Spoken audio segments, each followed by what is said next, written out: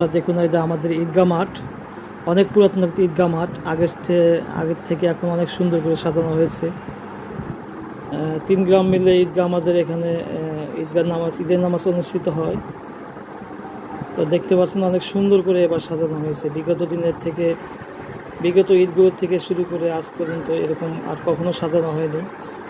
এবারই ব্যতিক্রম ধর্মীভাবে সাজানো হয়েছে এবং প্যান্ডেলও অনেক বড় করা হয়েছে। দেখতে পাচ্ছেন এর স্থান হচ্ছে সিরাজগঞ্জের রতনকান্দি ইউনিয়ন বাহুকা গ্রাম। অনেক সুন্দর করে এটা সাজানো হয়েছে। দেখতে পাচ্ছেন কত সুন্দর আকারে চাকচিক্য করে সাজানো হয়েছে। আসলে মাঠ ফিল্ড এটা সাধারণত বড় বিষয় না, বিষয় হচ্ছে আমাদের ইমানও যদি এরকম সুন্দর হতো তাহলে কতই না ভালো হতো। তো দেখেন আমাদের মাঠটা অনেক সুন্দর।